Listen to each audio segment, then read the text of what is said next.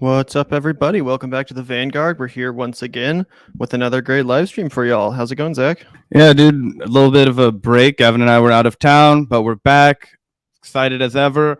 Got a great live stream, got a bunch of shit to talk about, so buckle up for a long stream. Gavin and I will be here for a while this morning. We're coming live a little bit earlier, trying something else out, seeing what's going on with everybody at the lunchtime hour in Kansas City. But yeah, super excited to get the show on the road and shout out the patrons and thank them for all their support.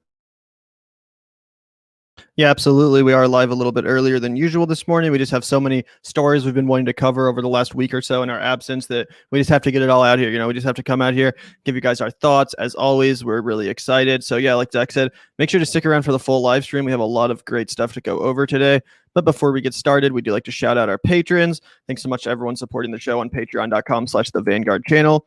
That is the first link in the description if you want to join our community. We shout out our patrons at the beginning and end of all of our live streams. We give them early access to our book club content, which we're about to be doing the next season of, so that's exciting. Our monthly Q&A, we give priority to our patrons on that as well, so that's at the end of every month. A lot of fun stuff. Again, if you guys want to join the Discord community, that's also another perk of being a patron. So yeah, hit up that link in the description, guys. We got a lot of exciting stuff coming for you. And honestly, this channel is only getting started. We do have a lot more stuff coming as well. We have a little bit of an announcement in that regard for you as well regarding our van project. If you guys are longtime listeners of the Vanguard, you'll remember that we actually have a Sprinter van, hence the name, that we plan on taking out across the country and doing some on-the-ground reporting. So do you want to talk about that a little bit, Zach, before we get started on today's stories?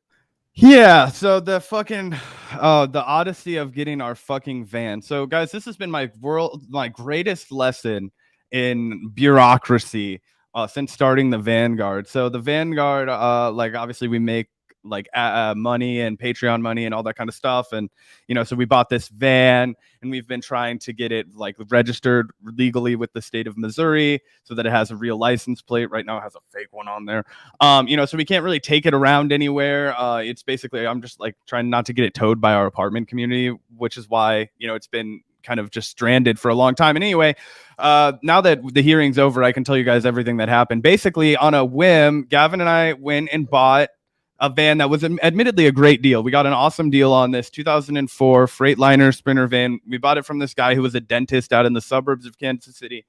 And, he gave us all this paperwork. I don't know anything about much besides politics, certainly not about buying cars, but I was like, here is the money. He gave us the keys to the cars and some paperwork. He seemed like he really knew what he was doing.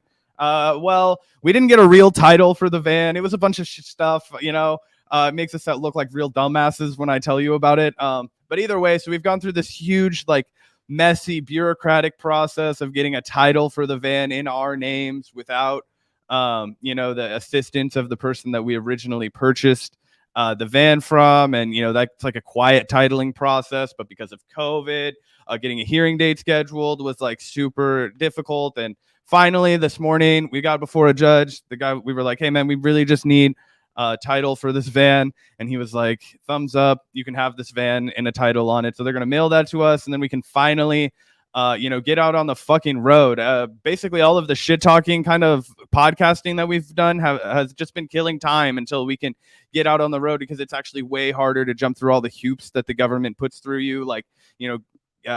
Everything, you paying your taxes and doing it's all obviously really difficult for people. And Gavin and I, like I said, we're just two young dudes that are now technically, I guess, running a small business operation, right? Technically that's what you're considered when you file your taxes from YouTube and Patreon and all that kind of stuff. So making sure that we're crossing all of our T's and dotting our I's on all of that paperwork and all of that kind of stuff is kind of what we've been up to. But anyway, yeah, we're super excited to get the van on the road, and we will be prioritizing van content over the next, chunk of time. And I don't want to give any firm dates because we fucked all of the firm dates up that I've ever thrown at you guys. But anyway, as fast as we can. Yeah, and we're super excited to get out on the road. Like I said, we used to talk about this more, but in the last just couple months, we've been dealing with this bureaucratic nightmare of getting the title. So finally, we're about to the point where we can get this shit on the road and start making this content for you guys. So that's why we haven't been talking about it for the last couple of months, just because we've been waiting for this court date to go through. And obviously, with COVID, the whole court system is hella backed up. So it's been a mess, but luckily we're here now, and we are going to be taking it to the streets soon. So yeah, it's going to be great. Lots of new content coming your guys' way. Make sure to support us on Patreon and any way else possible. If you want to help make that content possible, it's definitely not going to be cheap to go out on the road and do stuff, but we're really committed to doing it anyway. So yeah, that's definitely an exciting aspect of our show that we wanted to let you guys know about. That being said, this kind of content isn't going anywhere either. Obviously, Zach and I, as you guys can tell, aren't capable of keeping our mouths shut for very long. So, we're going to be here with our opinions and our hot takes as usual too. That's not going anywhere. That is the Vanguard as well. So yeah, lots of exciting stuff happening though. Thanks everyone for tuning in today. Really appreciate seeing everyone in the chat. Good to see you, Radical Leftist Agenda. That's some good advice. Apparently, it helps us with the DMV shit if we buy it on Tread. So, good advice. Too bad we didn't know that beforehand, but now we do. Old school Craigslist hunting it down. Oh man, this guy finally has it. Because guys, it's actually really fucking hard to find a Sprinter van that's not like $40,000. Like these things are so expensive. And like Gavin and I went to a dealership one time, and I don't have the kind of credit that's required for dealerships, so that was out of the question. We had to just like save up the money to buy it with cash. And that's basically one of the cool things about being supported by you guys is Gavin and I aren't interested in a life of opulence. We're not interested in any kind of like luxury. We live together now, so we can like share all of our expenses, do true like communal living, and put all of our extra resources towards building the show. And so when you guys like don't see us, like we're still working the fucking gears of like running this operation. Because one thing that I never really expected was how like much goes on behind the background of all this shit. So anyway, we're all diving into that and taking care of it. But of course, we'll always still be coming to you guys with our hot takes, spicy stuff, all that. But people are always sending us messages like, why don't you guys do shit that's more serious? Like we're really trying to. It's just really fucking hard. So it takes time, and we're getting off the ground, and we're trying to do it completely independently out of Kansas City to give like a Midwestern spin on it. So, we're working on it. The gears are going, and we appreciate everybody that's hanging on with us while we, try and bring this to fruition, because it's going to be dope once we get there. Yeah. This channel is just getting started, guys. So we're so excited for the future and to show you guys what we're up to. Hopefully by 2022, 2024, we can get even better on the ground coverage. Come election season, people are definitely going to be tuning into political content more so during that time period. So we hope to be bringing you guys the best of the best at that point. And hopefully we've polished and perfected our, style out on the road by that point, so that we can really be cranking it up a notch at that point. So anyway, that's all just to say thank you everyone for supporting the show and watching our show. Obviously, it's only made possible by you guys, and we're really excited for our ambitious plans in the near future. So stay tuned, and thank you all for sticking with us through this journey so far. It's been crazy, but we really are just getting started, like I said. So yeah, thanks everyone for tuning into today's live stream. We got a lot of good stuff to go over. Make sure to hit that like and subscribe button before we get started. Really appreciate that. It helps promote the stream and the algorithm. And we have a lot of spicy shit to go over. Like I said, we've been gone for 4 or 5 days now. So it's just been building up. It's been festering up in our, Google Doc full of documents. It's like, overflowing at this point with shit we want to talk about. I certainly have a lot to say. So I think a good place to get started would be last night's big topic. This blew up on Twitter. You actually let me know about this, Zach, last night. You're like, did you see this shit, bro? I was like, what? And you showed me that shit, bro. And it was pretty fucking cringe. So let's throw this up here. AOC, the medium is the message.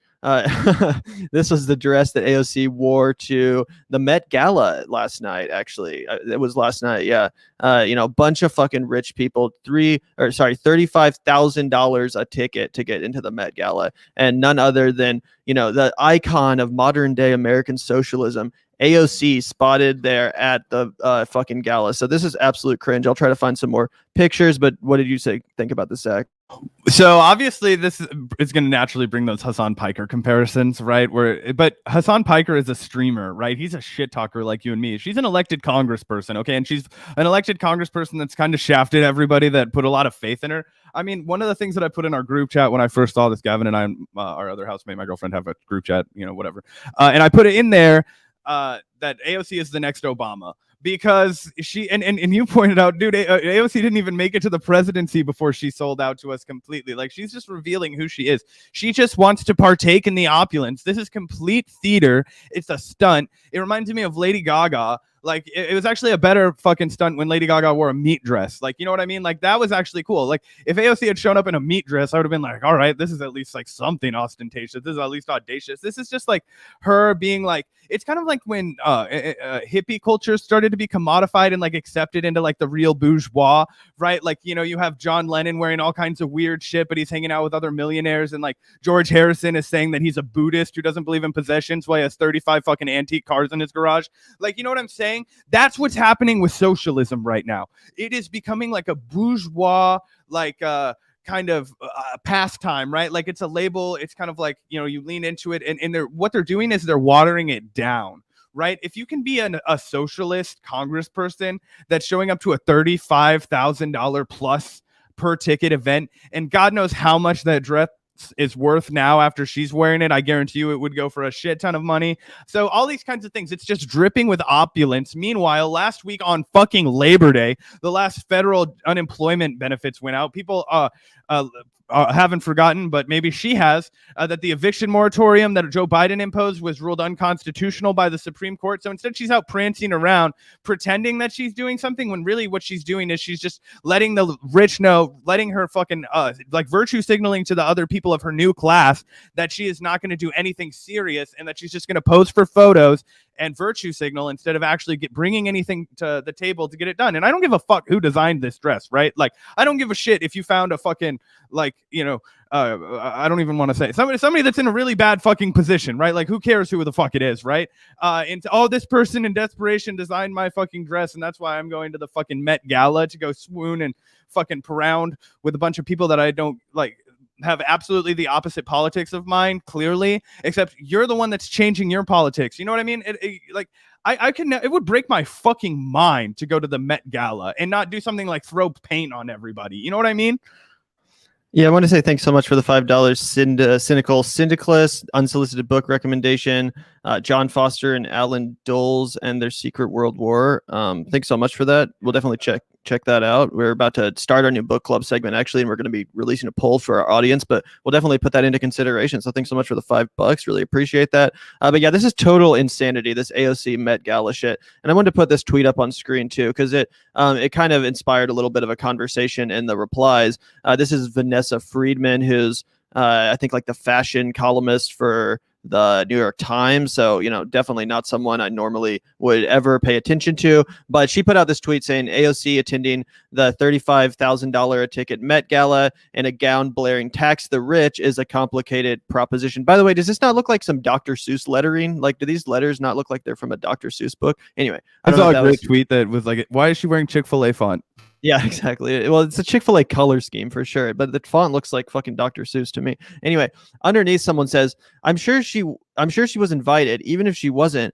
$35,000 is a small price to pay in terms of advertising. She spread that message. So, and this is basically the refrain we're seeing from AOC and squad defenders on Twitter and online in general. People that are trying to justify this was saying, well, you know, even if the ticket was $35,000, even if she didn't have to pay for the ticket, whatever, it was about the message. You know, she was basically being a billboard for this policy, taking it right into the lion's den, you know, right among the actual elites. Here we go. Tax the rich. We're going to spread this message. We're going to get it trending. We're going to get people talking about this policy. That's the justification being given by AOC fans. However, I think someone pointed out really accurately in the comment that that's a BS point. If she wanted to raise awareness for her cause, that $35,000 could have gone to way better things. And that is so true. AOC, you know, wherever she's going to go, and regardless of what she wears, but definitely if she's wearing some ridiculous get up like this, she's going to bring the cameras and attention with her. So this begs the question, if you're okay going to the Met Gala,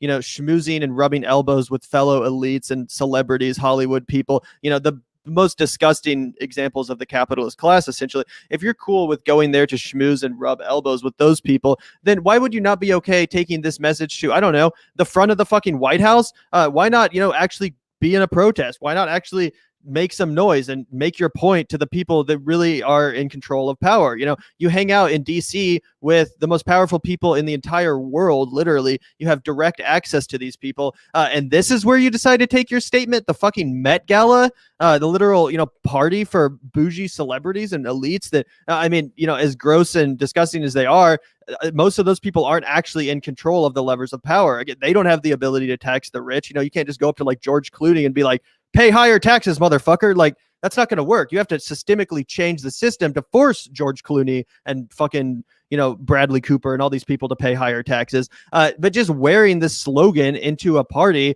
is not doing anything. Why are you not taking this message? If this is actually your message of protest, why are you not protesting this outside of the fucking White House? Why are you not taking this directly to Joe Biden, the people, the actual fucking oligarchs, which, you know, could change this shit? I mean, 100%, right? And I also think it's worth pointing out that all those people there could just, you know, be like, oh, yes, we pay our taxes. We are rich and we pay our taxes. Tax the rich. The rich are already being taxed. It's the favorite conservative talking point, right? Like, it's so non-threatening, her message, right? She didn't put abolish the rich. She didn't say fuck the rich. You know, not that would have been any better because it still would have been empty and performative and whatever, but it would have at least had a little bit of like spunk to it. A little, you know, it needs to be something at least mildly caustic, right? Because this is just going to get that like head patting, like, you're right, we need to do better. Like, let's dream, let's have hope and change, and we can be better. And, you know, and we're not talking about systemic change, right? And this is the evolution or the de-evolution of AOC, right? This is, and if anything, it's just an interesting science project, right? You get to, how long after steeping in the swamp of Washington do you turn into a political pickle that is just a stooge for the establishment? Your brain's been fucking rotted. You know, you completely lose touch with the working class. And basically, it just shows that she was able to be bought, right? She's willing to have her face in high places, right? Instead of actual housing equality, instead of liberation for the people that, you know, work so hard to put her there. So obviously this is empty and flaccid, and it just is an underline of everything that's been wrong with AOC, specifically since her re-election campaign. It seems like after her first term, it's like, okay, you can make, I would say since Bernie lost. That's probably fair. Yeah, since Bernie became non-politically viable, and that's the same with all the squad. I just think it's disappointing the most for AOC because she has the biggest platform. She could have the biggest voice. She could be leading tax the rich protests outside of fucking Washington with, you know, tens of thousands, if not more people, maybe hundreds of thousands of people. And instead she's going to the Met Gala to schmooze with a bunch of rich people in a really fancy dress. Like, fuck that. Yeah, yeah, and again, I don't care. Like, it's about sending the message. Why not, you know, get on Instagram and pour blood all over your naked body and scream "tax the rich"? I mean, that would be sending a message. You know what I'm saying? Like, why not do that? Anyway, thanks for the super chat, Joshua, for the $5. If they thought she is serious about her message, she would not have been invited. And that's so true. Yeah, if these fucking people actually thought she was in any way a threat to their lifestyle, to their tax bracket, to the, you know, bourgeois class in general, why the fuck would she have been invited? It's so dumb. So yeah, thanks for the $5, Joshua. I totally agree with that. We got one more super chat as well. Thank you, Andrew, for the $4.99. Don't care about the dress. It's a bad look for a quote-unquote hero of the working class to show up to an event with Lil Nas X as wearing gold armor. And yeah, that's basically the point. Yeah, regardless of what she wore or whatever, it's like, why would you be spending your time there? You know, it's basically like the wine cave shit where, you know, like Pete Buttigieg was, you know, and doing the wine cave fundraisers with like the most opulent people in the fucking world, paying like $25,000 for a bottle of like, you know, 1963 Chardonnay or whatever the fuck rich people drink. You know what I'm saying? It's basically the same shit. And literally like a year or so ago, like you said, before Bernie lost and became non-viable politically, AOC was calling out Pete Buttigieg for that kind of shit and, you know, talking about how gross and disgusting all that stuff was. So yeah, it's crazy how much she's changed. I'm basically to the point where I don't have any problem with the whole fraud squad lingo. I think it's accurate at this point. You know, you have Cory Bush fucking making 6-figure book deals, like AOC hanging out at the fucking Met Gala. This is a joke. This is a fucking joke. These people aren't coming to save us. These are not the cavalry. These people joined the fucking establishment the minute they could. It's disgraceful and absolutely disgusting. Yeah, and I think that it makes the great case against electoral politics and more towards, you know, us. I mean, like, I'm not like again, we always come back to this. It's like, I don't dissuade people from participating in electoral politics, but I will be blunt with you that is not it's not going to fix anything, right? I mean, we're watching the Democrats currently rehabilitate George W. Bush, right? So they could try and, like, George Bush is out here being like 9/11 is like, and January 6th are like comparable, and like they're like equally assaults on America, and Democrats are like, yes, they are. Like that one meme where they turn up the music, you know what I mean? But anyway, so across the board, she's just decided to become a part of that class, right? That she's become a neoliberal essentially, right? I don't think you can use the name, like the label Democratic Socialist, like even Bernie Sanders, right? Because I have complicated feelings about knocking Cory Bush for the book deal, right? Because it's a lot of people tried to knock Bernie for his book deal, and I defended him for that. But I just think that Bernie always stood for his, at least when he was running, he made a good case. It feels like the squad sold out way too fast, and now it's like we're having this complete lack of any kind of political movement at a time when people are most desperate probably ever. So I don't know. I just think that you can't have any faith left in AOC, and her doing a performative stunt like this when millions of people are hurting so badly right now. It's just not a good look. Yeah, for sure. Yeah, and also every presidential candidate ever writes a book, so it's a little bit different, I think, for Bernie Sanders. Like literally anyone that's ever run for president that's even remotely viable writes a book. So like, yeah, obviously he's going to write a book, but like literally getting into Congress, like, and then a few months later, after not fighting for the people you said you're going to fight for, after not talking about the things you're going to fight for, oh, oops, I got a 6-figure book deal. I wonder if these things are correlated at all. Who would have known? Anyway, thanks, Andrew, for the $1.99 super chat. TYT will defend her by saying she is not Jimmy Dore. That's very possible. I'm sure they will defend her. I've seen a lot of people defending AOC for this in pretty cringy terms. I saw David Dole defending her on Twitter. I can try to find that in a second, but I did want to throw up AOC's response. I briefly showed this at the beginning of the live stream. This was her defense, of the criticism, because again, this just blew up Twitter last night. If you were on Twitter last night and you're like plugged into the political scene, everyone was debating about this. People were defending her. People were slamming her. This whole discourse has definitely, overwhelmed the Twitter sphere for the last 12 hours or so. So she says, the medium is the message. And she says, proud to work with Aurora James as a sustainably focused Black woman immigrant designer who went from starting her dream at a flea market in Brooklyn to winning the CFDA against all odds, and then work together to open the doors at the Met. And then at the end, P.S. The time is now for childcare, healthcare, climate action for all Texans. This is so dumb. And this is literally a capitalist fucking talking point, saying that, oh, well, because I worked with someone that pulled themselves up by the bootstraps. Look at this successful, look at this fucking inspirational story. You too can pull yourself up by the bootstraps. You can go from being a Black woman immigrant on the margins of society to being at the Met Gala, the ultimate ascension of society. This is where you want to be, the Met Gala. That means you've truly made it in this world, in this country. If you're schmoozing alongside other hyper-capitalist scumbags for $35,000 a ticket, then it's okay, as long as you're a Black woman immigrant designer who's sustainably focused. Like, these are all these capitalist buzzwords. Like, who gives a shit who the designer is? Who gives a fuck? That's not the point. It could be designed by fucking, Che Guevara. It wouldn't matter. That's not the point anyone's making. And again, to just justify this disgusting display of capitalism and opulence by saying that, oh, well, the designer pulled herself up by the bootstraps and has an inspirational story of success. Get the fuck out of here. That's so weak. Yeah, that is 100% accurate. And I was just about to make that exact same point when I read that too, because I have lived the life of the neoliberal business student. Okay. I was so involved in my high school non-for-profit, college non-for-profit. Guys, I have like a shit ton of community service hours. And guess what? They were all like basically worthless. Okay. Like, we did not structurally change shit. Okay.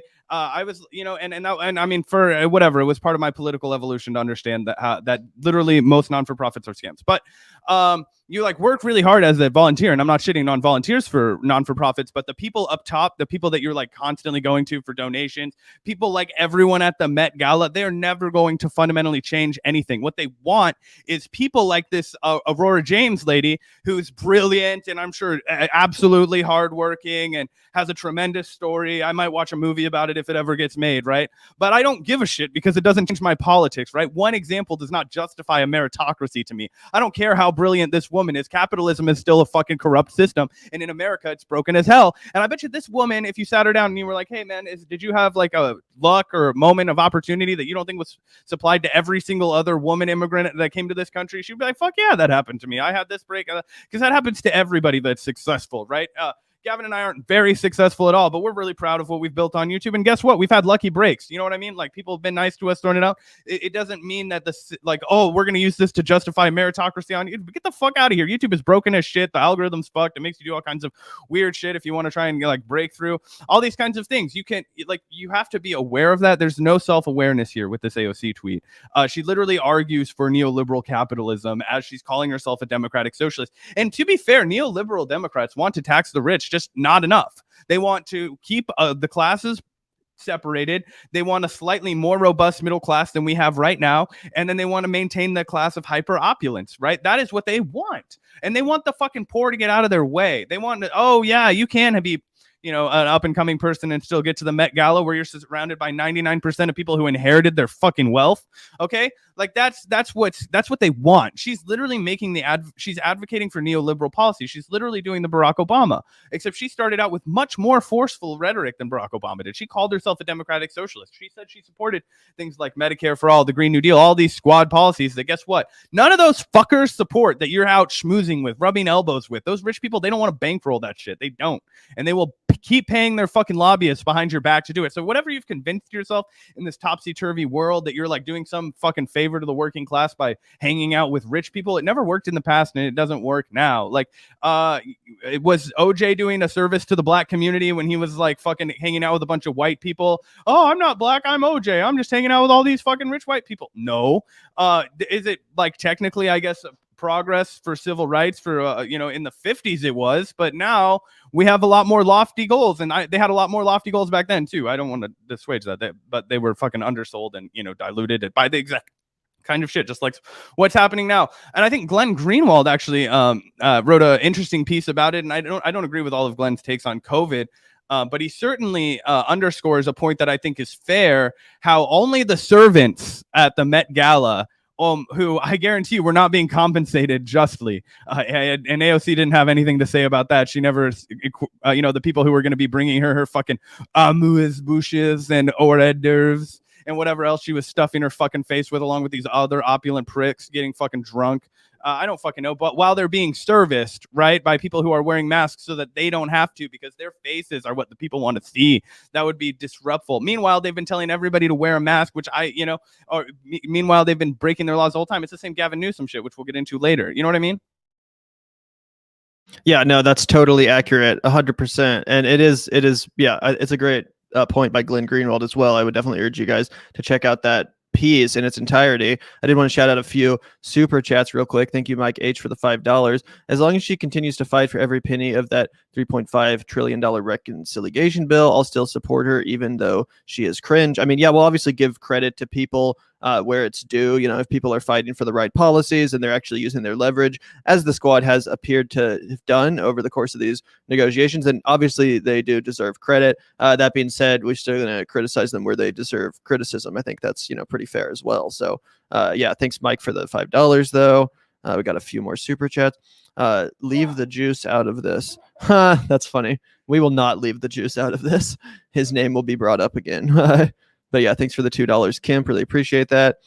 Thanks for the $5, Hysteric Raider. Scratch a conservative and you find someone who prefers the past over any future. Scratch a liberal and find a closet aristocrat. So true, from Dune. And that, yeah, I didn't know that's actually a quote from Dune. I'm guessing that's what you're saying there. That's funny. And very, very true. I don't know if that's directly from the novel or anything. I don't know how that would be relevant to the, you know, Frank Herbert novel, but if it is, then from that book, that's awesome. And even if regardless, it's true anyway. It is so true that liberals, you know, they just seemingly can't wait to expose themselves as like aristocrat, you know, celebrity wannabes essentially every time. It's crazy. I think that's all the super chats. Oh, also, Hysteric Raider, $5. You either die a hero or live long enough to see yourself become the villain. That is very true. That's something we've talked about a lot. Seemingly, the people that do stay around in the swamp turn out to be villains. There's no doubt about that. Also, thank you for the $5, Victor. Really genuinely appreciate that. Did you see any other super chats, Zach?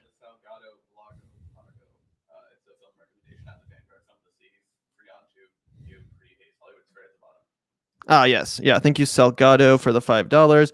The Vanguard film to see free on YouTube. Pre-Haze Hollywood, corruption, lots of familiar stuff today. Interesting. That's a worthy recommendation. I'll definitely check that out. Definitely some really interesting history of that period of time for Hollywood as well. So thank you, Salgado. Yeah, I mean, the Hollywood blacklist is one of the premier moments that I feel like people on the left today don't know about. Maybe Gavin and I will do a stream about that someday. But I mean, maybe people saw the movie Trumbo. It was about Dalton Trumbo. He was a blacklisted screenwriter that was involved with a lot of Oscar-winning screenplays under a pseudonym during the blacklisting of any communist, socialist, left-leaning screenwriter. They were all banned from Hollywood by the studio executives. This during the whole like big wave of McCarthyism, it just ravaged Hollywood, which was, as the Chad just pointed out, a lot more left leaning in the early 30s. It was actually very pro union, things like that. But anyway, thanks for the super chat. Absolutely. And then just as one final word on the AOC Met Gala controversy, I wanted to throw up this tweet from Walker Bragman of the Daily Poster. He says, I am uneasy about public officials attending events like the Met Gala that they would not be invited to, but for their position. And I don't think there's any statement to be made at such an event that's good enough to outweigh the issues inherent with attendance. And I think that's very well said, very well articulated from Walker, kind of pointing out that despite whatever good intentions you want to project onto this stunt, it really is just a stunt. And at the end of the day, what she did was go hang out with, schmooze with, rub elbows with fellow elites instead of, carrying on her actual message. Or, why didn't she bring like some union members out front and protest with them, or like literally anything else? This is just so fucking cringe. Anyway, did you have any more thoughts on that before we move on? Just the fact that, the other thing that really doesn't look good about this is I think that that was the second part of that tweet. He made a really great point where he says, this is just an example of the reason why politicians are invited to these things, right? Any way you slice it, these kind of lavish parties are influencing. They offer a glimpse at the glamorous lifestyles of the rich and famous, lifestyles that are within the grasp of national politicians who play their cards right, ... and they're only human. That's why they get fucking invited, guys. They get invited because it's like, hey, do you want to keep having invitations to this?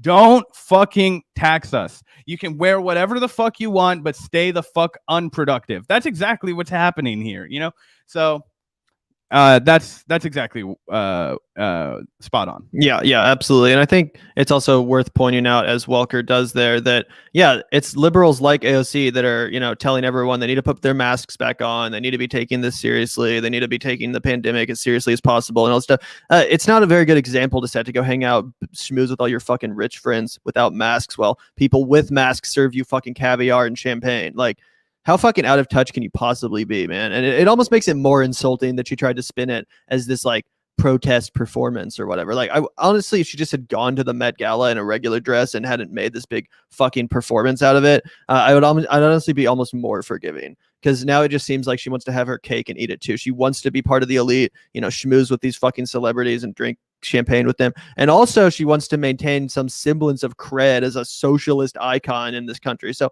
fuck this, dude. I'm just done with it. And like I said, despite the fact that I've tried to be as fair as possible to these people in the past, I think that, the term fraud squad is becoming more and more accurate with every passing day as these, so-called socialists, so-called insurgent, revolutionary style justice Democrats, whatever the fuck you want to call them, they can expose themselves more and more every day as completely unserious, just completely willing to go along to get along and sacrifice any of the, credibility on which they were elected in the first place. So yeah, totally disappointing. And just yet another unspooling of, this ball of twine, essentially. Yeah, I mean, it definitely puts a damper on the progressive movement, right? When you've across the board been shafted by everyone. So yeah, 100%. But we have a lot of other shit to cover, so we can only fucking stew about this for so long. Yeah, this is actually a good point that someone made in the chat that is a good segue into our next story. And they're not talking about me here. They're talking about Gavin Newsom, the other Gavin, the shitty Gavin, not me. No, she says reminds me of when Gavin Newsom was telling other peoples to be in. I don't even know what you're saying exactly, but essentially that Gavin Newsom did a similar thing when trying to make everyone go inside, shutting down businesses, shutting down the outdoor sections of restaurants, even in Los Angeles, etc. He's at the French Laundry, maskless with his cronies, with the fellow elites, not really practicing what he was preaching. And of course, that opened the door to this California recall, which is now going on. Today's actually the final day of voting. So we'll be finding out later today at some point whether or not this recall effort was successful. Again, it's a Republican effort to recall current Democratic governor of California, Gavin Newsom, who has been embroiled in quite the controversy over the last year or so, really, taking a hit from the way he handled COVID. Despite all that, his approval rating is still over 50%. So he's not, entirely unpopular among California. However, among the kind of, Republican base in California, which is more substantial than given credit for, it's a huge fucking state. And I think like 40% of it or so is Republican. So, that's another reason, by the way, Republicans should want to abolish the Electoral College, because currently, if you're a Republican in California, your vote literally means nothing in the presidential election. So the Electoral College is undemocratic for Republicans too.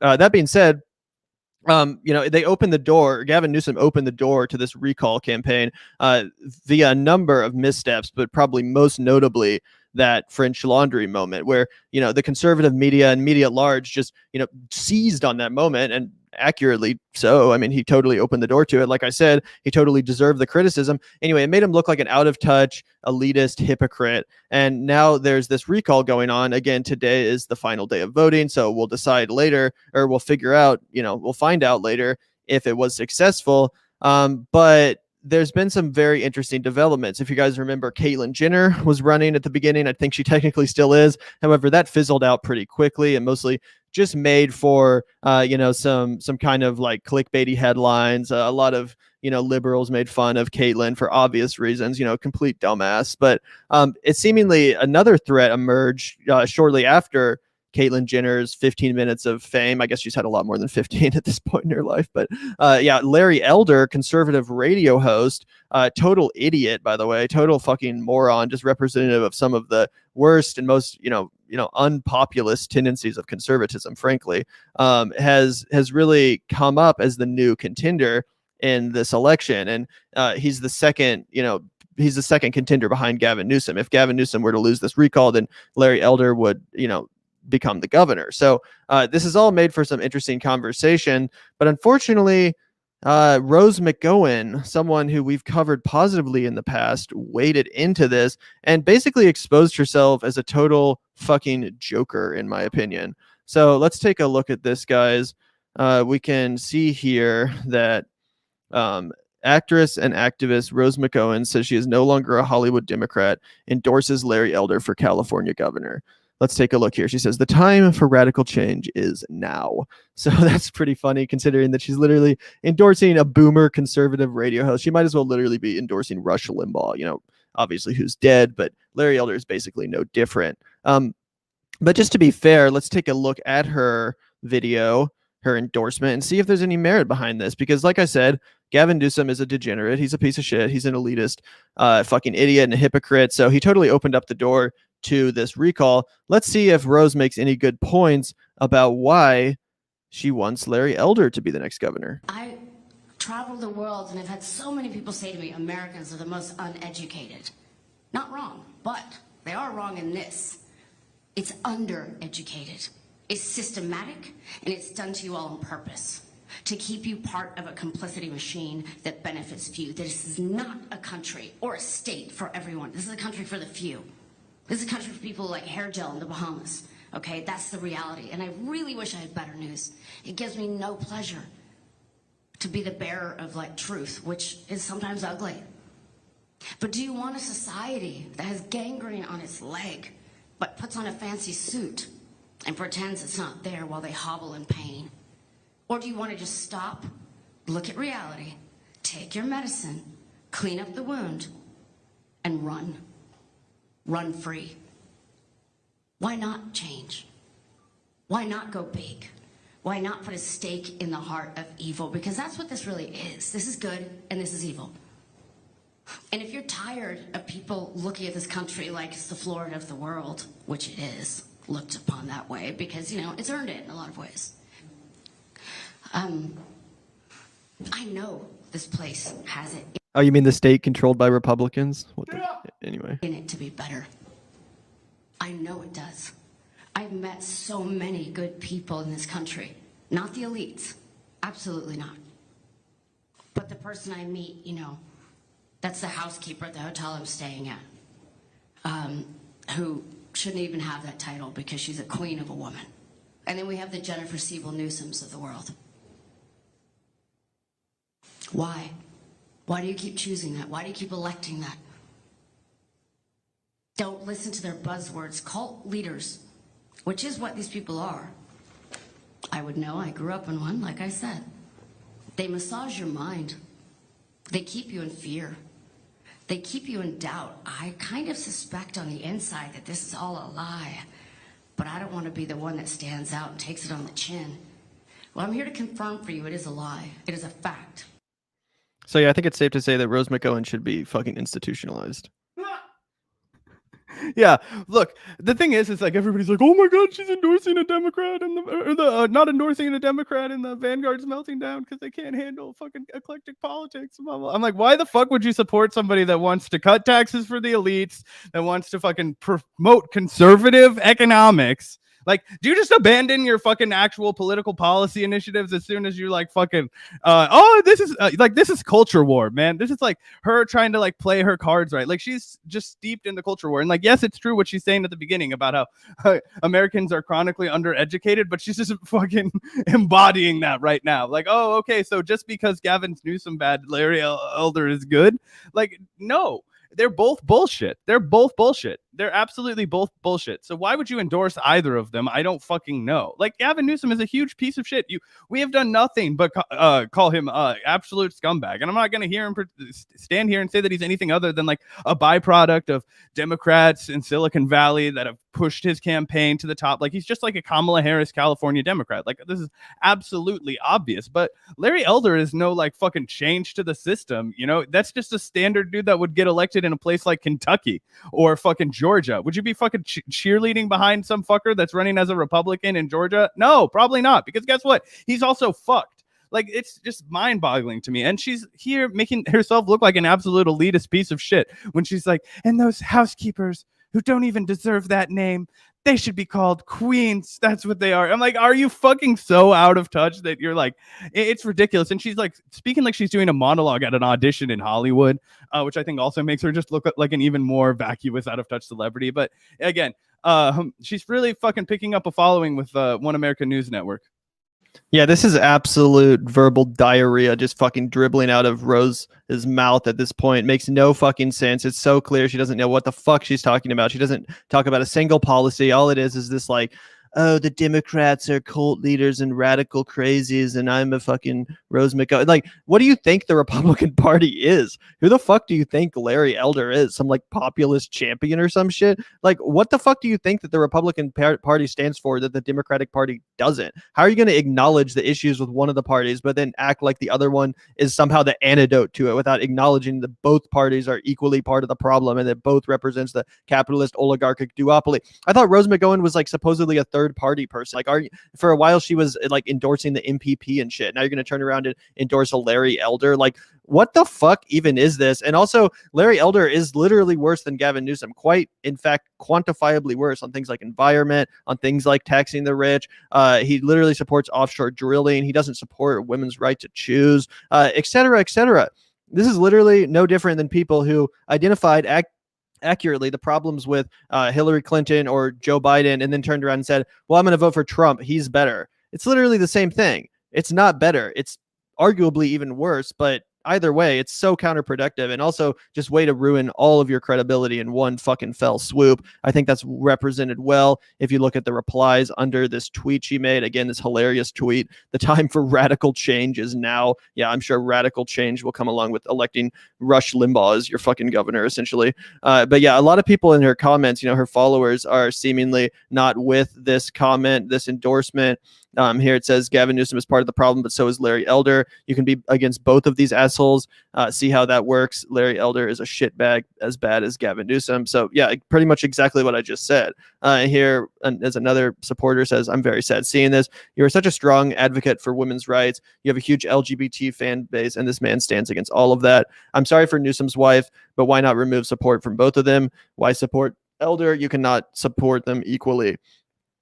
Someone says, I'm sorry you've decided to undo a lot of the good you've done by teaming up with Elder. This is just wrong. So I think it's fair to say that a lot of the people that support and follow Rose are quite disappointed by this. Again, even on the Vanguard, we've given her credit in the past for saying some pretty based things, but this is just a bridge too far. This is just total self-parody and honestly confirming what a lot of people were saying about Rose, saying that she was trending in this direction and that she was just going to reveal herself as kind of like a conservative grifter. I think it's fair to say that's come to fruition with these recent actions. I have no sympathy for this. I think it's total bullshit, attention-seeking behavior, acting like, oh, the Democratic Party is full of elitist, predators, but the Republican Party is the antidote to it. Like, what the fuck are you talking about, dude? The Republican Party is definitely just as, if not worse, than the Democratic Party, and to say or suggest or imply anything otherwise is just a total failure. Yep, yeah, it's pretty disgusting. But I do think that I just think we'll see, right? And I think that if Gavin Newsom were to lose, he would deserve it. I think that that's also fair, right? He brought this all on himself. I wouldn't blame Rose for or whatever. She's entitled to her fucking opinion. Obviously, I just think it's a horseshit fucking take. It's one of the worst I've ever seen from this woman, who up until now I thought had a pretty good political compass. So anyway. Yeah, I guess it was surprising to me, but also just I don't know, man. I don't know. Anyway, I wanted to address a few super chats. Thank you, Andrew, for the 199. The better move would be to endorse nobody. Exactly. I would be sympathetic if she said, just fuck Gavin Newsom. I want him recalled. If she had just left it at that, even I would be like, okay, that's fair. We can have a conversation about that. Or obviously, if she had supported someone else that was to the left of Gavin Newsom, that would be a different story. Which wouldn't be hard. Yeah, exactly. But just endorsing a literal conservative radio host that stands for nothing other than the most degenerate fucking aspects of modern day conservatism is not impressive. You're literally just being a tool for the establishment, which you pretend to be against. You think the establishment would hate Larry Elder? You think that the fucking rich people, come on. They would just pretend to be all aghast like always, but then they don't actually give a shit. And Nancy Pelosi was literally just out walking around fucking being like, oh, we need a strong, robust Republican Party. I want a good sparring partner. I need somebody that I can, work and get things done with. All that kind of bullshit, right? It's all performance. And so I think Larry Elder, a guy that's campaigning on mask mandates and getting California back to normal, and all these liberals are sending jobs away from us. No, maybe it's the fucking fact that we allow people to send work and labor overseas for dirt cheap to exploit everybody else for it's that might be something to do with it, not whatever. But anyway, that's all I had to say on the recall thing. I just think it's super cringe from Rose, and something that I just laughed. I was like, fuck, this is so unexpected and just a terrible take. Yeah, no, it's just unhinged, to be honest. Totally cringy. I mean, just listen to this shit. She's like, it's systematic, and it's done to you all on purpose to keep you part of a complicity machine that benefits few. This is not a country or a state for everyone. This is a country for the few. This is a country. It's like she's in a casting room, like she's doing an audition right now. Reality, and I really wish I had better news. It gives me no pleasure to be the bearer of truth, which is sometimes ugly. But do you want a society that has gangrene on its leg, but puts on a fancy suit and pretends it's not there while they hobble in pain? Are you want to just stop? Yeah, it literally sounds like an audition. Reality, take your medicine, clean up the wound, and run. Run free. Why not change? Why not go big? Why not put a stake in the heart of evil? Because that's what this really is. This is good and this is evil. And if you're tired... And she's just saying nothing. What are you saying, Zach? Of people looking at this country... It like she's making Larry Elder to be somebody he's completely not, right? A massive businessman, conservative history that goes back decades. Basically why he's popular is, he's running against Gavin Newsom's horrible bungling of coronavirus, but what he's also doing is bringing a bunch of his terrible fucking ideas with him to office, and everybody also like understands. Like I don't understand why. Maybe I'm having a hard time computing how Rose goes from being somebody who is so aware of bipartisan corruption and speaks relatively eloquently about it at times, to now being like this longtime conservative who is steeped in Republican Party, right?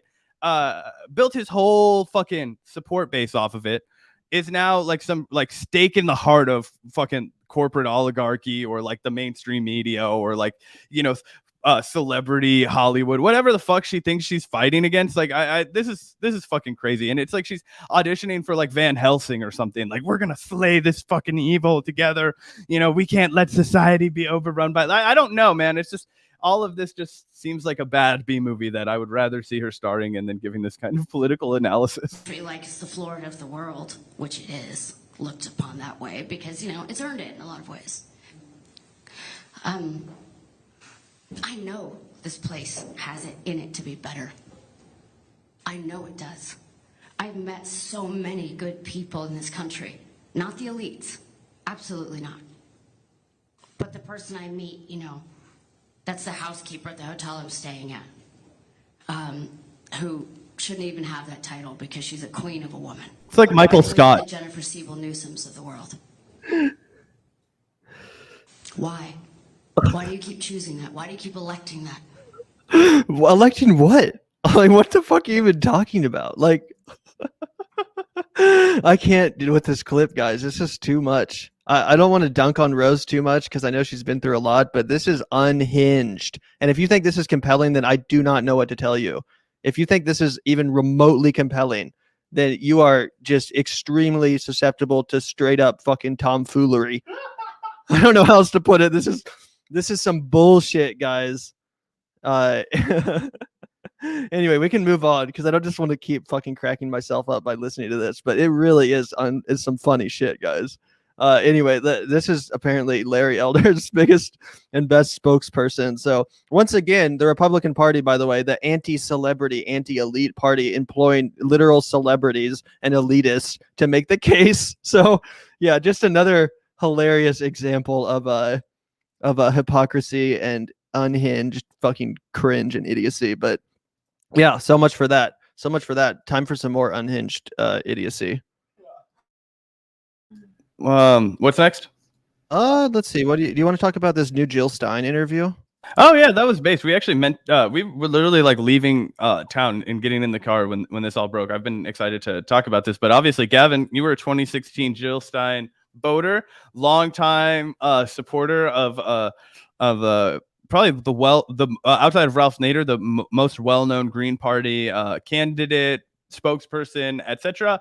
And obviously Breonna Joy Gray and Jill Stein and Susan Sarandon and some other women who were famously voted for Jill Stein, or Jill Stein just ran in 2016, as if this was some like assault on women's rights, that they were personally responsible for the situation in Texas, the fact that the Supreme Court wasn't going to stop this new ruling, whatever, Roe versus Wade, was going in the trash can because of Susan Sarandon and these two other women. Okay, so I thought it was absolutely perfect, and shout out to Breonna Joy Gray for sticking it to the haters, salting their wounds. Just having Dr. Jill Stein on her show to have a conversation, and yeah, super excited to react to it.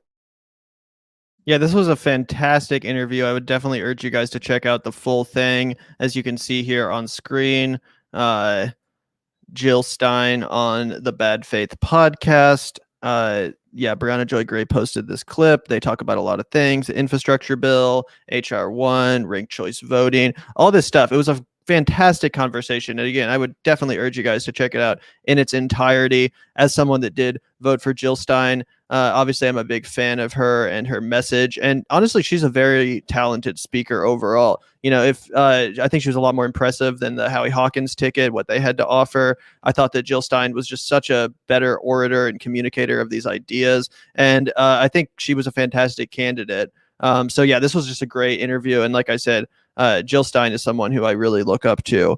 But yeah, let's take a look at this clip from the interview. I think it was a great exchange they had. And actually, interestingly enough, they touched a little bit on the People's Party, which of course is definitely a controversial subject when you talk to, Greens, people that are in the Green Party, because they feel that the Green Party is, already a leftist third party that exists, that has been established, that has run candidates multiple times. So a lot of, Green Party people get a little bit prickly on the subject of MPP. And I was interested to see what tone Jill Stein would strike when asked about the subject by Brianna. So let's take a look here and react to see how this conversation develops. And we can talk a little bit about the merits of Green Party, MPP, and more.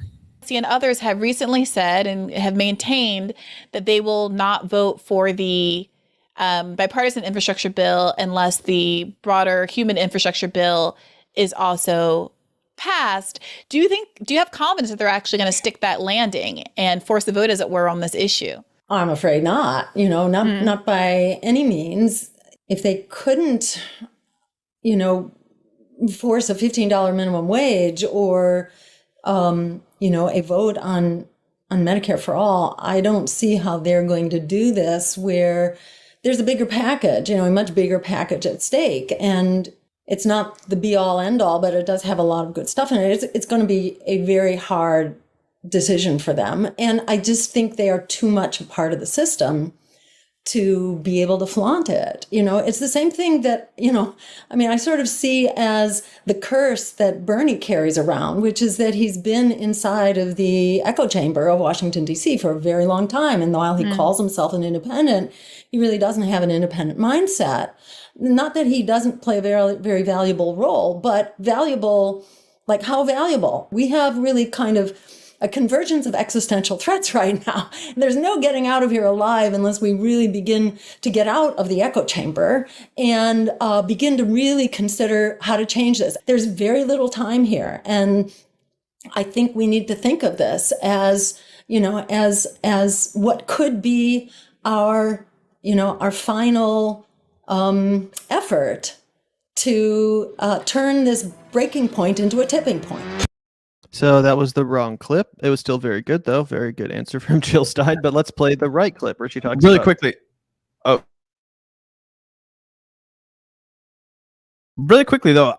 I just wanted to point out really quickly, just after we got that little teaser, how refreshing it is to get Dr. Jill Stein's analysis on these political situations, right? She's so calm and measured, but she's also very sincere and thoughtful about this. And she's not going to mince her words, but she's never going to, necessarily get incensed, right? Which is something I really admire about her. Somebody who's been able to, maintain such an even keel in face of all this fucking horse shit for so long. I get incensed so easily. She's just, a lot more zen than I'll ever be. And I think that she makes a really great point about this infrastructure bill, something that, has caused Gavin and I pangs for all sorts of reasons on our channel through our coverage. But we've, had a lot of discussions about it. And I think she made the correct analysis there, one that, was slightly more negative than I thought. I've always been skeptical that it was going to get passed. I thought that maybe it had like a 30, 70, 60, or 40, 60% chance of getting passed. But after listening to, Jill Stein talk, it definitely does make you wonder. She makes a pretty clear point against it. And I don't know. I just think it does, again, kind of anchor that conversation we were having earlier about how the squad just hasn't fought. The squad just has become part of the system. They're in the echo chamber. They're steeping in the swamp, and they're just not going to be able to give us what we need, period. And she's, forcefully accepted that. And I don't know. I just thought that was a great clip. So even though it was an accident, it was worth watching. Yeah, no, absolutely. And like I said, this whole interview is really, really worth checking out. Jill Stein is just so brilliant on a lot of these issues and speaks very authoritatively and very clearly and with a lot of compelling, facts and language and all that stuff. So yeah, check out the full interview. However, I do want to react to this clip now, which again concerns the People's Party. I definitely thought this was some interesting insight from Dr. Stein. So let's take a look at this. What do you make, I'm curious, of alternative third-party efforts, principally the Movement for a People's Party?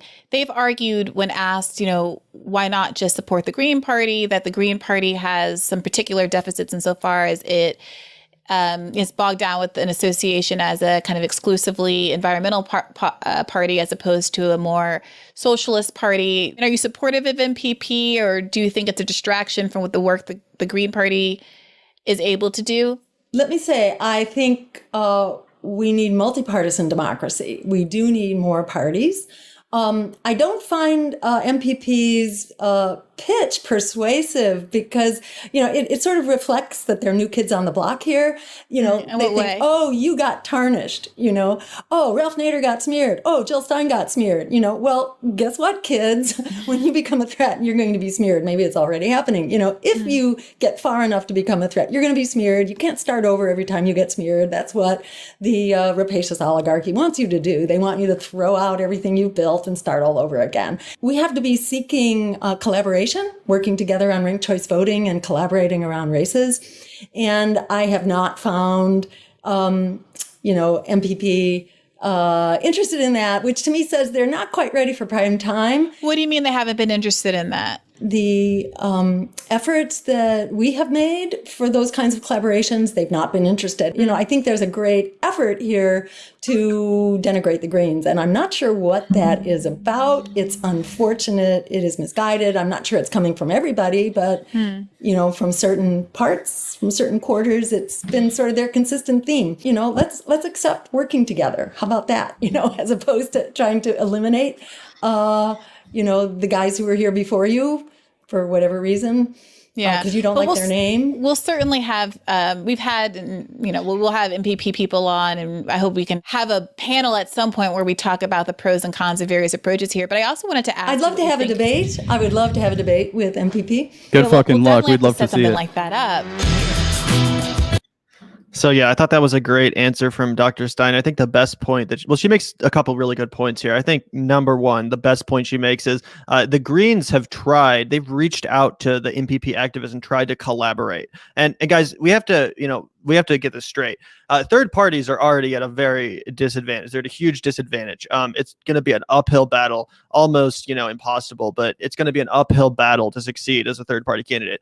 Do you really fucking think there is any chance of it happening if there's two leftist third parties? Again, the leftist third party and the Greens already only gets like 1-2%. You think that being split two ways is going to be viable? This is a suicide mission. The only way for a third party to be successful would be to collaborate and coalition build, and for the MPP to have seemingly no interest in doing so is just absolute fucking unhinged stupidity. It's counterproductive, and ironically, it's actually going to hurt the third party goal in the long run by siphoning off attention and votes from the Green Party, which is the only legitimate leftist third party.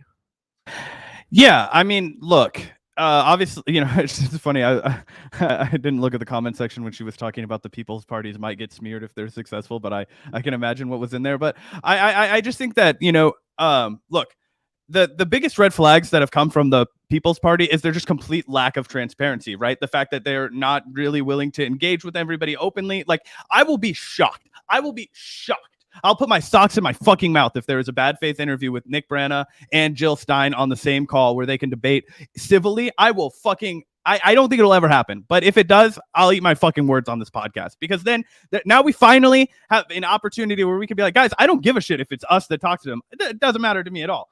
I don't care if it's fucking anybody that hosts this debate. I need to see Jill Stein sit across the table from Nick Branagh with Brianna Joy Gray hosting a panel discussion, asking them to respond, because I think that she's correct when she says the new kids on the block are going to get a little outmatched by the Green Party. And I have a miles long criticisms of the Green Party. I think they fucked up so bad with Howie Hawkins, a person that's never won an election. I think he ran 26 times if you include the presidential race. He never won a single goddamn time. Angela Walker was a far better, more inspiring speaker to me, in my opinion. I think she would have been better leading the ticket, even though she didn't have any name recognition either. She felt more working class to me. She was I think a truck driver, right? Something. Anyway, I definitely think they've made their own missteps. But what they have done is they've actually been able to get on the ballot as a fucking party, which the People's Party will not be able to do, guys.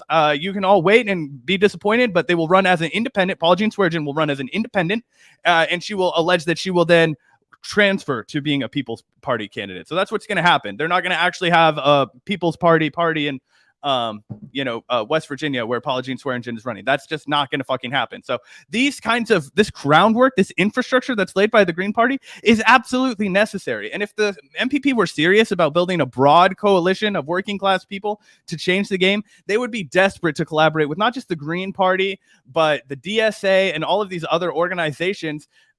Because we have to. You can't be like, oh, we have to collaborate with Boogaloo Boys and all these other fucking right wingers and people who ended up going for Trump. But you know what, man?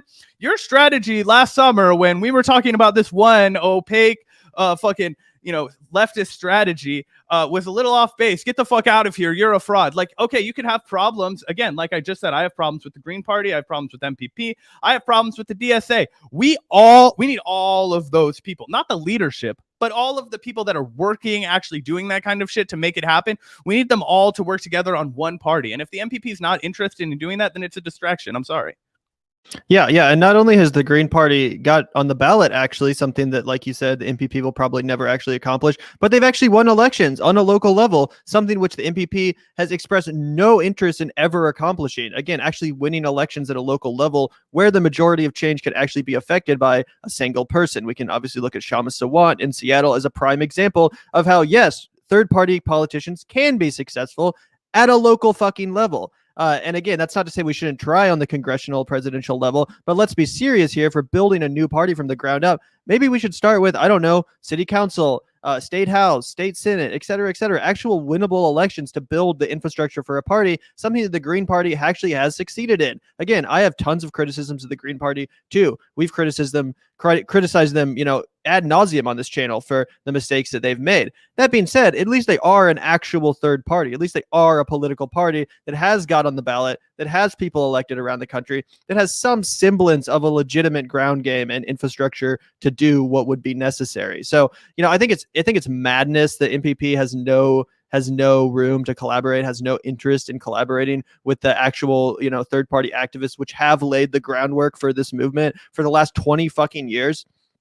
Are you kidding me? You don't want to collaborate with these people? You don't want to, gain the experience and wisdom that they've amassed during that time? That's insanity. And like I said, suicidal. It's only going to, in the end, disempower the third party goal from taking away attention and votes from the one viable third party, which is the Green Party, as many criticisms of it that I have. So, that's worth saying. Also, Jill Stein makes the point here, and Brianna Joy Gray kind of brings it up that, well, people have said that the Green Party isn't viable because it's called the Green Party.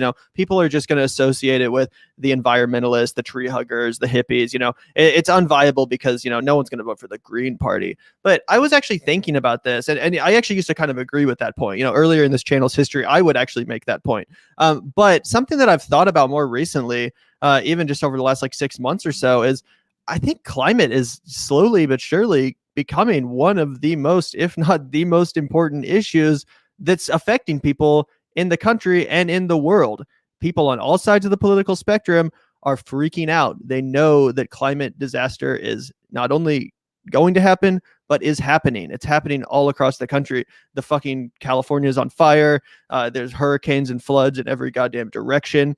This world is very clearly going to shit, and everyone knows it. Maybe the Green Party is the perfect fucking name. Maybe an environmental message is the exact right message which we should be running on, because again, it affects everyone. Pretty much everyone is experiencing it at this point. Very few people are denying it at this point. And it's so perfect, to distill the socialist anti-capitalist message, because what is responsible for climate change? Capitalism. What is responsible for climate change? The two parties, refusal to do anything in the face of these corporate companies, these giant corporations, which continue to profit on the, climate change. So, I think it's perfect. And I think it's idiotic to suggest that, the People's Party, which, as many people have pointed out, sounds like it's right out of fucking communist China, the People's Republic, the People's Party. You think that's going to be a fucking better name that's going to get more working class people involved? The People's Party over the Green Party? Are you fucking kidding me? So all around, it's just stupid.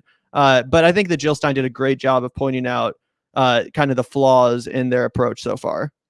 Yeah, 100%. And I hope that they change their position and do become more open to working with the Green Party, because I think that that's definitely what has to happen if we're going to, move this third party goal forward.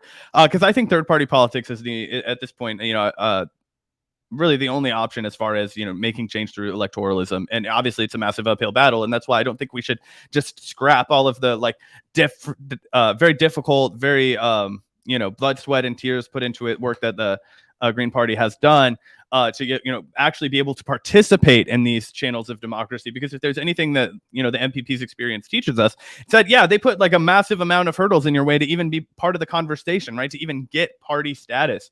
You know, why would we throw away something like that when we agree with like if there are differences between the MPP and Green Party, I would say they're 90% in lockstep, maybe 92% in lockstep. So why would we start a whole new party because of that 8% when we're fighting something that is this critical, this fucking intense, and is going to require all hands on deck? And again, if we're talking about big tent politics, like, you can't be like, oh, that person listens to the majority report, they're not part of our team. Like, I'm sorry, that's just gonna fucking lose every single goddamn time. It's unserious. Yep. And I did want to shout out Solgato for the $2 donation. Progressive International for the win. Thank you so much for the $2 and the comment. Really appreciate that. I think we got one more as well. Great suggestion, Shama Sawant, or someone for her campaign, or guest suggestion. We would love to have Shama Sawant on the podcast. I have reached out before and have not heard back yet. So I know she's super busy, you know, doing a serious job that she has, but would absolutely love to speak to Shama Sawant at any point in the future on the Vanguard. Definitely one of the best, if not the very best, elected officials in the entire country, hands down. So yeah, would love to have her on at some point. Yep. One last major story, one last bombshell for you guys, I should say. A victory lap for the Vanguard, perhaps. No. So over the weekend, it was obviously the anniversary of 9/11. You know, terrorist attack on the World Trade Center, yada yada yada. Everybody knows.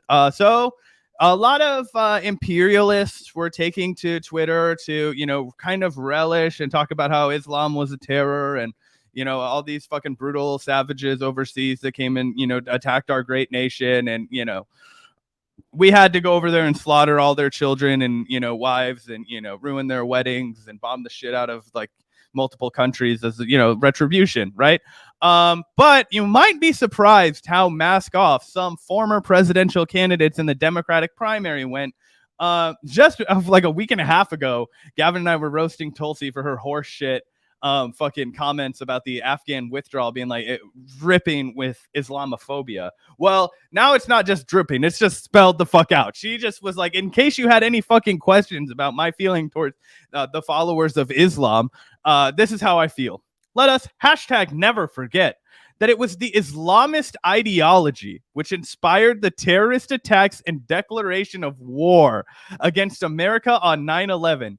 And it is this Islamist ideology that continues to fuel terrorist attacks around the world and is the foundation for so-called Islamic countries like Pakistan, Turkey, Iran, and Saudi Arabia's discriminatory policies against Christians, Hindus, Buddhists, atheists, etc. Wow, you could have just put Sam Harris's face right there and I would have fucking believed it. Holy shit. This is the most racist shit I've ever read in my entire life, boiling down the fucking religion of Islam to these like fucking rigid ideology of a fraction of terrorists, not acknowledging that there are massive history of Christian terrorists, fucking all kinds of terrorists. We're the ones that have done way more harm since 9/11 to all over the Middle East. And as somebody else, I believe, tweets in a follow-up, 9/11 was done in response to a bunch of terror activity that the United States was up to in Africa and in the Middle East. So, yeah, this was an epic mask-off moment. But again, not something that's entirely unpredictable if you've been literally paying attention at all for the past like 6 months or so. If you haven't had your head completely up your fucking ass, then you would have seen this coming, I will say. And several people have pointed this out, including, hilariously, the Libertarian Party of Texas responds and says that pretty sure 9/11 was motivated by American support for the killing of Muslims in Somalia and Chechnya, Muslim oppression in Kashmir, and the sanctions of Iraq that killed hundreds of thousands of Muslim children. So yeah, pretty common sense response with the fucking Libertarian Party. Imagine getting owned by the fucking libertarians. Jesus Christ. So, you know, totally fucking stupid. As Abby Martin says here, the great Abby Martin, which also, like the Vanguard, is vindicated by this Tulsi Gabbard mask off moment. Someone else who's been calling out Tulsi Gabbard's bullshit since the beginning. And she says, actually, it was and is a result of U.S. foreign policy, something that Tulsi Gabbard, by the way, pretended to understand when she was running for president, talking about, imperialism overseas and the endless wars and like, oh, I'm so anti-imperialism and all this stuff. Meanwhile, completely ignoring the reality of this situation, blaming the Islamic ideology. So, this is total idiocy. And I thought it was worth pointing out, too, that someone in particular, if you guys remember, we were doing a stream a couple of weeks ago when Tulsi made a similarly, fairly Islamophobic tweet. And it was the video response to the withdrawal of Iraq. Yeah, exactly. Afghanistan, sorry. Right. And we were talking about that with Nick, Socialist MMA, and we were talking about it, how mask off it was, and how it was clear at this point that Tulsi Gabbard is, a total grifter and an Islamophobe, etc. And someone actually popped up in our comments, that being Pasta Jardula from the Convo Couch, and he was like, this is going too far. How dare you call Tulsi Gabbard Islamophobic? This is classic liberal Tulsi derangement syndrome or whatever the fuck. Let's see how his tune has changed now in the wake of this Tulsi tweet. For every Tulsi supporter who went to bat for the Congresswoman and defended her against accusations of Islamophobia, literally you a week ago, you were thrown under the bus today with this comment. Not only is it in poor taste, it is the furthest thing from aloha. I am saddened by this comment. So obviously, props to Pasta for coming out and admitting defeat, admitting that he was wrong on this issue. I'm not trying to go after him too hard. I just think it's funny that literally a week ago, we were in the correct position on this, accurately identifying it, where it was pretty obvious what was going on. He defended her and is now coming around to admit where he was wrong. So again, glad he came out and admitted defeat, but I just think it was so obvious from the beginning. Like, if she had been making that kind of comment about like black people or something, would it have been going too far to say like, oh, it seems like she's kind of fucking racist against black people? Like, it's kind of obvious. People use a lot of dog whistles, and if you hang out in these spaces, if you're online a lot, you can usually identify it pretty quickly. So again, I thought this was pretty fucking obvious. Apparently not a lot of other people did. Yeah, and apparently Jimmy doesn't give a shit that she's playing into this imperialist line of talking points. If a fucking AOC had tweeted that, or somebody else that he hadn't fucking groveled to for a long time, fucking pretending that she was a better fucking political candidate than Bernie Sanders, that her Medicare for All system wasn't horse shit, that she was actually anti-war when really she just had this weird fucking strategy for getting into the White House and trying to corner a strange segment of the society that was just guns a-blazing for. Basically, I think she really she listened to so much Joe Rogan that she thought she could win the election on jujitsu, Jocko Willink, and Black Rifle Coffee. I swear to God. But anyway, yeah, Tulsi's just totally politically irrelevant now. She doesn't even give a shit. She's not even running. She didn't even run again for re-election. She's just kind of off doing her thing, prancing around. She'll be back, bro. I bet you $100 Tulsi runs as a Republican. That's a spicy take. I could see it. But we'll see what happens. We'll bring you the follow-up scoop when she returns to the ring of politics. Right now, I think she's just kind of, enjoying whatever celebrity status she bought herself during the race, like most politicians do after running for president. So, Yeah, I guarantee you Tulsi's not done. She's 100% going to run again for some position, and I bet it'll be as a Republican. I bet you $100 it'll be as a fucking Republican. You can tell by her tone lately. She is totally grifting to that side of the aisle quite hilariously after miserably failing in the Democratic Party arena. So yeah, total mask off moment from Tulsi Gabbard. Totally unexcusable. If you're still defending it, Tulsi Gabbard at this point, at September 14 in 2021, I urge you to go take a long fucking look in the mirror and really reconsider your positions and think deeply about where you are in your life, because it is obvious to pretty much everyone at this point with any sense in their fucking brain the true nature of Tulsi Gabbard. And I even defended her at the very beginning, when she took down Kamala Harris on stage and all that stuff. And I haven't been like a Tulsi hater since the beginning, you know what I'm saying? But when someone reveals themselves, they reveal themselves, and we have to adjust to new evidence. So I think it's probably time that we all accept the reality about Gabbard at this point. Yeah, I mean, just like everybody else, right? We all had a different understanding of AOC when she was running. She revealed herself, right? Bernie Sanders kind of revealed himself, although I think a lot of that was there for people that, you know, were looking. I would concede, you know, people like Chris Hedges were kind of like, oh, the writing was always on the wall. I'm like, all right, I'll give that to you. I didn't see the writing on the wall at all. I fucking loved Bernie Sanders when he was running, you know, so I'm not immune to this kind of shit either, right? Like, I don't, you know, if I was, you know, watching the Bernie Sanders campaign go down, I would have a different set of criticisms, you know, but that being said, he was obviously the best candidate. Yeah, did we have any other stories that we were going to get to?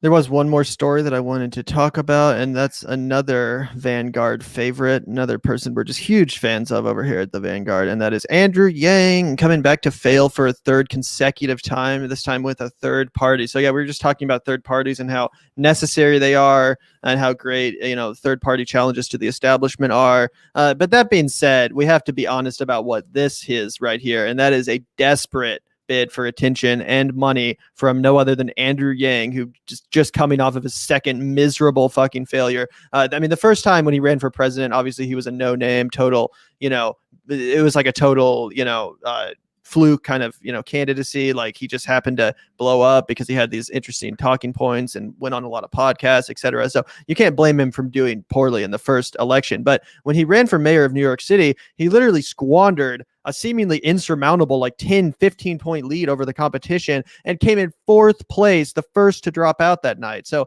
you know, this guy just totally embarrassed himself running as a Democrat.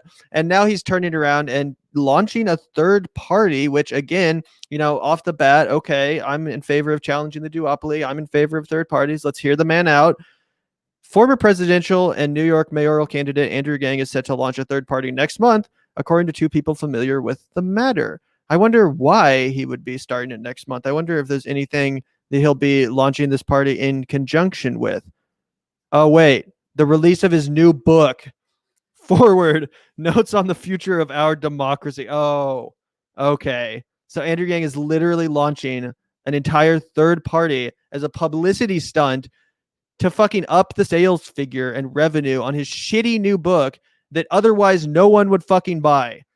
So yeah, this guy that pretended to be like this loyal Democrat went to Georgia to campaign his ass off, apparently, for, you know, the senators in Georgia. This man that spent months sucking Joe Biden's cock on TV and endorsing him for president over the true independent in the race, which was Bernie Sanders. You know, this fucking guy is now in a desperate bid, like I said, to, you know, up his book sale figures, is starting a third party, which apparently has no details yet revealed, no name or anything like that. But I just think this is so clear what's going on. He wants attention. He wants to be back in the spotlight. And most importantly, he doesn't want his book sales to miserably fail. And this will give him a, you know, chance to go out there and hype it and go on the media tour and get on TV, et cetera, et cetera. Yeah, it's fucking hilarious, right? And it's such an obvious fucking publicity stunt and a ploy, and it won't go anywhere. And I doubt that a single person from this potential political party ever even fucking runs for office, unless it's Andrew Yang. You know, like, it's going to be fucking abysmal. And it really kind of shows what Andrew Yang's politics were all about, right? How can I use politics to build myself a personal brand that I can then cash in on?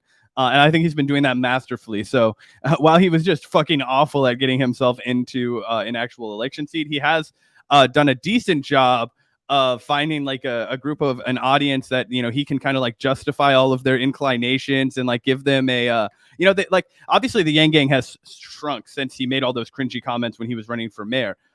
But he definitely still does have a base of people. And I think that he's trying to, you know, kind of bring them all together so that he can continue to kind of capitalize off of them, you know, sell them books, sell them backpacks, sell them, like, maybe he'll do an arena tour where he gives fucking lectures and advice and, you know, how to fucking do whatever in the 21st century. I don't know. I just think that that's what he's trying to like pivot towards. Like, he's going to do like politics meets lifestyle. I don't know. I think it's super cringy, but that's the vibe I get. Yeah, this is just totally opportunistic, in my opinion. And again, it's like, why did you not support third parties at any point in your life up until now? You literally were a loyal Democrat voter. You know, you branded yourself as that. You never supported any third party effort, gave your money or energy or volunteer time. You never helped any third party campaign ever. until now, when you want to sell your fucking book, and now you're going to pretend that you're some sort of like revolutionary anti-duopoly fucking change maker. Get the fuck out of here, dude. We literally saw what happened when you got close to power. You got, when you thought you were going to win the mayorship of New York City, you immediately cuddled up to big business, the fucking police, corporate America, hiring Mike Bloomberg staffers, spending all your money on disgusting corporate consultants. This guy has no interest in changing anything for the good of the people. All he has interest in is making money, getting power. He's a power hungry, craven piece of shit that will say or do anything to try to further that goal. And yeah, you're right. The Yang Gang is barely even in existence anymore. I don't know anyone that used to support Andrew Yang that still does. Basically, it seems like Mark Cuban and a few other fucking Silicon Valley millionaires and billionaires are this guy's support base now, which is pretty pathetic considering the potential in his original campaign and some of the good ideas that he did bring to the table. So yeah, I just think this is it's a predictable end for Andrew Yang's arc. And yeah, if he actually tries to run for anything again, that is going to be hysterical. I can't wait to report on that. Yep. Fucking disaster. Fucking hilarious, though. I mean, look, he's just like, I guess he's mask off now, right? He's just one of those Silicon Valley neolibs. Apparently, that's what everybody was. From Andrew Yang to the fucking squad, they're all just Silicon Valley neoliberals. But yeah, that is what it is. Because, I mean, really, when Andrew Yang first started running, he was like pro Medicare for all. We got to get healthcare off the backs of the American people, right? I mean, he sold out fast. I wouldn't be surprised if, 2 years from now, AOC's into a public option or, Medicare for all who want it comes out of a different mouth this time. And we have to have a fucking fight with all these people because, if AOC says it, she's probably bring a fight for it, guys. We have to compromise. I don't fucking compromise any more than I've already goddamn compromised. Medicare for all is the compromise. I want to fucking end the rapacious healthcare for-profit healthcare system in America and reinstitute a zero-cost, government-funded, government-supplied healthcare system for the people. So Medicare for all already is my compromise. But I definitely have a feeling that this kind of pivot, this kind of evolution, we're going to be seeing a lot of that because really all that progressive politics is now in a public setting is just a performance. It's just a fucking, it's like putting the fucking LGBT lights in the White House. It's like anything at this point. Tax the rich. Okay, I don't give a shit as long as you're not actually trying to raise our taxes. You know what I mean? It's like, okay, it's like one of those things that we talk about this all the time. The establishment will always fold on, optics or like, anything that's non-tangible as long as they can keep their fucking money and power. They don't give a shit what AOC wears. So anyway, this has been an interesting comeback. A lot of bad shit happened, but it was really fun doing the stream. I really liked it. Hope everybody's enjoying the show. We'll be coming back a lot this week. I have one more comment about the Andrew Yang story. But yeah, I wanted to just throw this tweet up on screen real quick. Good friend of the show, Lee Camp, actually put this tweet out. Finally, there will be a political party in the U.S. that sides with Israel.